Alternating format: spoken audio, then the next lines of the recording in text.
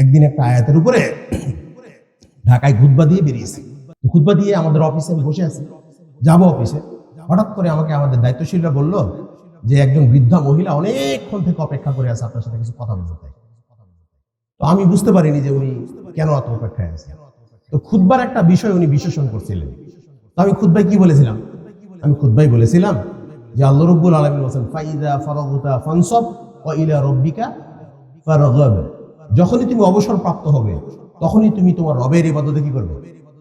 মনোনিবেশ করবে। তো এই আয়াতের আলোকে আমি বলছিলাম যে আজকে আমাদের অনেক মহিলা আছে যারা ভাত উঠায় দিয়ে তরকারি করে না। এদিকে ভাত রান্না হয়ে গেল, তরকারি করতে একটু সময় লাগে, এই সুযোগের মধ্যে তারপরে আবার তরকারি উঠায় দেয়।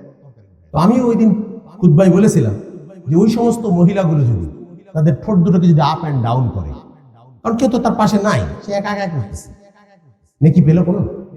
কিছু ঠোঁট দুটোকে আপ পিস করে যদি বলে আলহামদুলিল্লাহ, সুবহানাল্লাহ, আল্লাহু আকবার, লা হাওলা ওয়ালা কুওয়াতা ইল্লা বিল্লাহ, লা ইলাহা ইল্লাল্লাহ, নেকি পাবে না? পাবে না? ঠোঁট দুটো নড়াচড়া করবে। আপনারা এখান থেকে ধরেন যেমন বেলকুচি বা যাবেন সিরাজগঞ্জ, ধরেন আপনার পাশে যে লোক আছে সেই লোক আপনার পরিচিত না, কথাও হচ্ছে না, কিন্তু আপনি এমনিই যাচ্ছেন, আপনি ঠোঁট দুটোকে আপ অ্যান্ড ডাউন করছেন না, আপনি কি নেকি পাবেন? আপনি শুধু দেখলেন একটা বাস চলে গেল, এবার আমাদের সিএনজিটা আরেকটা সিএনজিকে ক্রস করলো, আরেকটা সাইকেল চলে গেল, ও এবার তো আরেকটা বাস আবার আসতেছে, আরেকটা ট্রাক আসতেছে, এই দেখতেছে না যাচ্ছে, নেকি হচ্ছে? নেকি কিন্তু হচ্ছে না। কিন্তু আমি ঠোঁট দুটোকে যদি আপ অ্যান্ড ডাউন করি, যদি বলি আস্তাগফিরুল্লাহাল্লাযী লা ইলাহা ইল্লা হুয়াল হাইয়ুল কাইয়্যুম ওয়া আতুবু ইলাইহি, নেকি হবে না? হাদিসে কুদসিতে আসছে কাল কিয়ামতের মাঠে একটা বান্দাকে পাহাড় সমান নেকি দেওয়া হবে। তখন সেই বান্দা বলবে, হে আল্লাহ, আমি তো এত ইবাদত করি, আমার এই পাহাড় সমান নেকি আমাকে কেন দেওয়া হচ্ছে? তখন আল্লাহ রাব্বুল আলামিন এই বান্দাকে বলবে, তুমি যে ছোট্ট ছোট্ট দানগুলো করতে, এই জিকির আজকারগুলো যে করতে, এই ছোট্ট ছোট্ট দানগুলোকে আমি আল্লাহ লালন পালন করে পাহাড় সমান করেছে, তুমি আমার নিয়ে যাও। তাহলে সেই কিয়ামতের দিনে ওই পরিস্থিতিতে আমার এই ছোট্ট ছোট্ট আমলগুলো কিন্তু আমার কত বড় কাজে লাগতে পারে, ভেবে দেখেছেন কখনো? তো আমি জাস্ট এরকম একটা টিপস দিয়েছিলাম।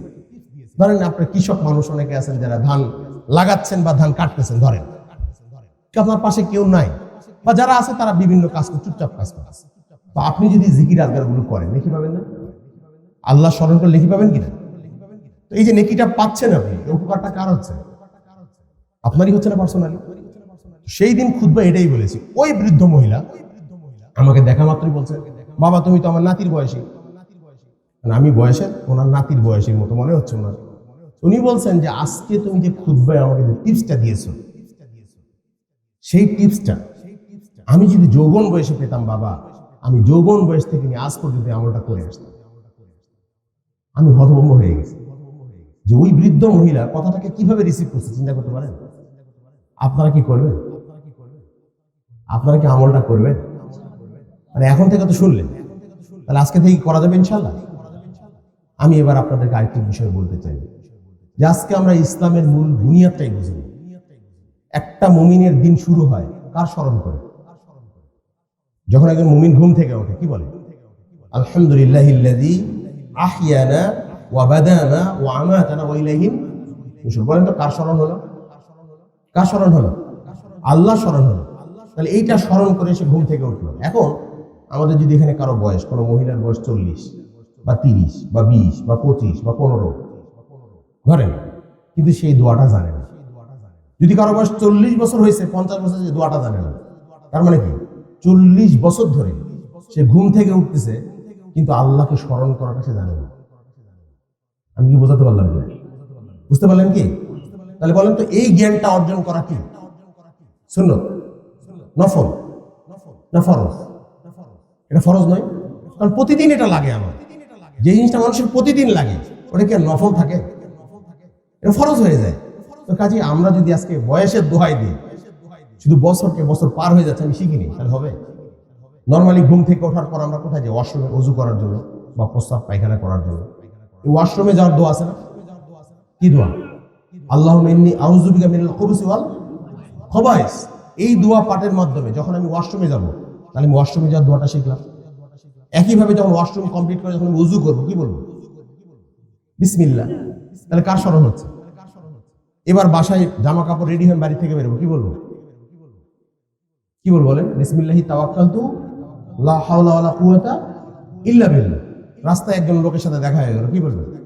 আসসালামু আলাইকুম ওয়া রাহমাতুল্লাহ। কার স্মরণ? মসজিদে গেলেন, যে ডান পা দিলেন, কি বলবেন? আল্লাহুম্মা আফতাহলি আবওয়াবা রাহমাতিক। কার স্মরণ হচ্ছে? এবার সালাতে দাঁড়াবেন, আল্লাহু আকবার। কার স্মরণ? এই গোটা সালাতটা কার স্মরণ? আল্লাহর স্মরণ। আল্লাহ সালাত কমপ্লিট, বের হয়ে আসতেছেন, কি বলবেন? আল্লাহুম্মা ইন্নী আসআলুকা মিন ফাদলিক। কার স্মরণ? এবার রাস্তায় আসতে খুব সুন্দর একটা দৃশ্য দেখলেন, কি বলবেন? মাশাআল্লাহ বলবেন না? আশ্চর্যজনক জিনিস দেখবেন, কি বলবেন? সুবহানাল্লাহ। হঠাৎ করে একটা লোক এসে বলছে এই অমুকজন মারা গেছে, কি বলবেন? ইন্না লিল্লাহি ওয়া ইন্না ইলাইহি রাজিউন। দেখেন তো, প্রত্যেকটা ক্ষেত্রে ইসলামের আল্লাহকে স্মরণের একটা মাধ্যম আছে না? আছে না? কিন্তু আমাদেরকে কে বলেন তো এখান থেকে পৃথক করে? তাহলে আমাদের সবচেয়ে বড় শত্রু হচ্ছে আমার পাশের বাড়ির বিরোধী দলের লোক। এই তো আমাদের টেন্ডেন্সি। কিন্তু প্রতি মুহূর্তে আল্লাহ স্মরণ থেকে আমাকে দূরে কে রাখছে? তাহলে মুমিনের সবচেয়ে বড় শত্রুকে, আচ্ছা তাকে শয়তানকে বড় শত্রু মনেই করি না আমরা। করি কি? আমি মনে করছি আমার পাশের বাড়ির লোকটা আমার সবচেয়ে বড় শত্রু, ওকে পাইলেই আছে খবর। কিন্তু আমার সাথে যে শয়তানটা প্রতিনিয়ত আছে, যে আমাকে সবসময় আল্লাহ স্মরণ থেকে দূরে রাখতে চাচ্ছে, ও কি আমার সবচেয়ে বড় শত্রু নয়? তাই আমি আপনাদেরকে উল্লেখ করতে চাচ্ছি, আজকে এইটাই বলতে চাচ্ছি, আমরা কি এই শয়তানের সাথে প্রতি মুহূর্ত লড়াই করতে পারবো তো ইনশাআল্লাহ? তো কাজেই এই বিষয়গুলো যদি আমি আমল করি, এগুলো যদি আমি মনে মনে করি, মনে করে করে যদি আমলগুলো করি, তাহলে আমার জীবনের সৌন্দর্যটা সবসময় আল্লাহকে স্মরণ করে হচ্ছে না। আর এটাই কিন্তু সফলকাম হওয়ার মাধ্যম। এটাই আল্লাহ রাব্বুল আলামিন বলছেন যে ওয়াজকুরুল্লাহ কাসীরান লাআল্লাকুম তুফলিহুন। তোমরা অধিকারে আল্লাহকে স্মরণ করো যাতে তোমরা সফলকাম হতে পারো। দেখেন তো এর মধ্যে অধিকারে স্মরণ আছে। এমনকি আপনি খাইতে যাবেন, কি বলবেন? খাওয়া শেষ, কি বলবেন? এগুলো কি শুধু ছোট বাচ্চাদেরকে শেখানোর জন্য? এগুলো কি শুধু ছোট বাচ্চাদের শেখানোর জন্য? আমাদের জন্য নয়, সবার জন্য তো এটা শিক্ষা। এমনকি রাতে ঘুমাতে যাবেন, কি বলবেন? আল্লাহুম্মা বিসমিকা আমুতু ওয়া আহইয়া। কার স্মরণ? এই সব কিছুতে যে আল্লাহ স্মরণ আছে, এটাকেই বলে ইসলামের বিধান। এটা কি বলে? ইসলামের বিধান। আর আজকে আমরা ইসলামের বিধানই বুঝি না। অথচ দেখেন ইসলাম প্রত্যেকটা জায়গায় কিন্তু ইসলাম একটা বিধান দিচ্ছে, শুধু রাজনীতি ছাড়া। নাকি রাজনীতির জন্য কোনো কিছু ইসলাম দেয়নি, বাকি সব কিছু দিচ্ছে। এটাই। তাহলে এখানে আমাদের একটা মেসেজটা কি দাঁড়াইছে? আমরা তো এই বেসিকটাই জানি না। মানে যেটা আমি একটু আগে বললাম, এটাই তো আমি জানি না। তো ওটা তো আরো বড় বিষয়, ওটা তো আরো জানবো না, এটা স্বাভাবিক ব্যাপার। বাস্তবতা তাই না? কাজে আমাদের অনেক বিষয় পড়াশোনা করতে হবে। আমি একটি বিষয় নিয়ে খুব রিসার্চ করছি, যে আজকে আমরা পরস্পর শত্রু হয়ে যাচ্ছি, মাঝখান থেকে খুশি হচ্ছে কে? এটা আমরা কেউ অনুভব করতেছি। আমি যে দুইটা ভাই, আমরা দুইজন ভাই মুসলমান, মসজিদে পায়ে পা কাঁধে কাঁধ মিলিয়ে দাঁড়ালাম, মসজিদে এক ছিলাম, একইভাবে সালাত আদায় করলাম, কোনো পার্থক্য হলো না। ঈদের মাঠে সালাত আদায় করলাম, কোনো পার্থক্য হলো না। কিন্তু যখনই আমি অন্য কিছু করতে যাচ্ছি, তখন আমি পরস্পর কি হয়ে যাচ্ছি? শত্রু হয়ে যাচ্ছে। এই শিক্ষাটা কে দিল? ইসলাম। ইসলাম তো আমাকে একইভাবে সালাত আদায় করা শেখাচ্ছে, পার্থক্য তো শেখাচ্ছে না ইসলাম। তাহলে এই পার্থক্যটা আমাকে মাথা মগজ কে দিচ্ছে? ঘুরেই দেখেন আমরা কিন্তু ইসলাম থেকে দূরে সরে যাচ্ছি। এই জন্য আমাদের আজকে মূল যে আলোচনার বিষয় ছিল, সেটা হচ্ছে লা ইলাহা ইল্লাল্লাহ শিক্ষা। মনে থাকবে ইনশাআল্লাহ। আপনারা প্রত্যেকেই নিজের জীবনে আজকে এখানে তওবা করেন যে বাকি জীবনটা এই লা ইলাহা ইল্লাল্লাহর সাথে মুনাফিকি করবেন না। রাজি আছেন ইনশাআল্লাহ? প্রত্যেকেই লা ইলাহা ইল্লাল্লাহর সাথে থাকবেন। আল্লাহ আমাদের কবুল করুক, আমিন ya rabbal alamin। আমি এবার আপনাদের সামনে যে বিষয়টি বলতে চাইবো, আমি এই মাসে গত কয়েকদিন আগে একটা আর্টিকেল লিখে আসলাম। ওই আর্টিকেলটা লিখতে গিয়ে আমার একটা বিষয়ে আমার মনে হচ্ছে জাতিকে এই মেসেজটা দেওয়া দরকার। একটা মেসেজ দিলাম লা ইলাহা ইল্লাল্লাহ, এবার আরেকটা মেসেজ দিই শুনি। আমরা প্রতিদিন একটা দোয়া করি। দোয়াটা কি পড়ি আমরা? রাযীতু বিল্লাহি রাব্বান ওয়া বিল ইসলামি দীনা ওয়া বি মুহাম্মাদিন নবিয়্যা। বলি তো না? এর মানে কি জানেন? আমি আল্লাহকে রব হিসেবে পেয়ে, ইসলামকে দ্বীন হিসেবে পেয়ে, মুহাম্মদ রাসূলুল্লাহ সাল্লাল্লাহু আলাইহি সাল্লামকে নবী হিসেবে পেয়ে কি সন্তুষ্ট? সন্তুষ্ট? আপনারা সন্তুষ্ট তো? তাহলে আল্লাহকে রব হিসেবে পেয়ে সন্তুষ্ট, ইসলামকে দ্বীন হিসেবে পেয়ে সন্তুষ্ট, আর মুহাম্মদ সাল্লাল্লাহু আলাইহি নবী হিসেবে পেয়ে সন্তুষ্ট। তাহলে এটা একটু ব্যাখ্যাটা দেখেন, এর ফজিলত কি? আপনি যদি এটা মুখে শুধু বলেন, এর দুটো ফজিলত, দুটো হাদিস বলি আপনাদের। আবু দাউদ 525 নম্বর হাদিসে আল্লাহ রাসূল একটা শব্দের ফজিলত বর্ণনা করছেন। তিনি বলছেন গফির লাহু, যে ব্যক্তি এটা সন্তুষ্ট চিত্তে বলে গফির লাহু, ওই ব্যক্তিকে আল্লাহ ক্ষমা করে দেন। ফজিলত আছে না এটা? আর আরেক হাদিসে আল্লাহ রাসূল বলেছেন, সুনান নাসাই 3135 নম্বর হাদিসে আল্লাহ রাসূল বলেছেন ওয়াজাবাত লাহুল জান্নাহ, ওই ব্যক্তির জন্য আল্লাহ জান্নাতকে ওয়াজিব করে দেন। তাহলে এই বাক্যের সন্তুষ্টির উপরে আমরা কি টিকে থাকতে পারতেছি? টিকে থাকতে পারতেছি না। বাস্তবতা এমন টিকে থাকতে পারতেছি না। দেখেন, আপনি যদি আল্লাহকে রব হিসেবে সন্তুষ্ট হন, তাহলে আপনি কি অন্য কাউকে প্রভু মানতে পারেন? মানুষকে প্রভু মানতে পারেন? আপনি আল্লাহকেই রব হিসেবে মানবেন, আল্লাহ আপনার প্রতিপালক, এটা আপনি মেনে নেবেন। আল্লাহকে আমরা প্রতিপালক হিসেবে গ্রহণ করতে পারছি না। যদি পারতাম তাহলে আজকে আমাদের চিত্র এরকম হতো না। আমাদের এত রব কেন? এত রব না আমাদের? এক আল্লাহর ইবাদত তো হয় না।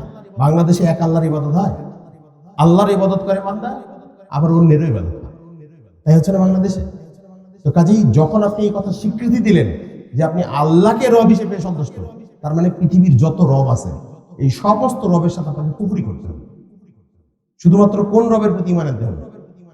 আল্লাহর প্রতি ঈমান আনতে হবে। বাকি সমস্ত যারা রব দাবিদার তাদেরকে কি করতে হবে? অবিশ্বাস করতে হবে। এটা পারবো ইনশাআল্লাহ না? ইসলামকে দিন হিসেবে সন্তুষ্ট মানেন। এই যে ইসলামের যে বিধিবিধানগুলো বললাম, এগুলো যদি আপনি না মানেন তাহলে কি আপনি আদৌ সন্তুষ্ট?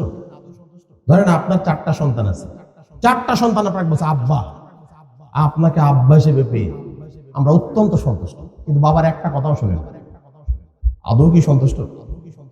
বলেন, আপনি বলেন সন্তুষ্ট সে? তা আপনি আমি যে মুখে বললেন যে আমি আল্লাহকে রব হিসেবে ইসলামকে দিয়ে সন্তুষ্ট, ইসলামের তো যে বিধিবিধানগুলো যেখানে আছে মানি তো না, তাহলে কি সন্তুষ্ট হলো? মুখের দাবিতে সন্তুষ্ট, কিন্তু আসলে বাস্তবে সেটা সন্তুষ্ট নয়।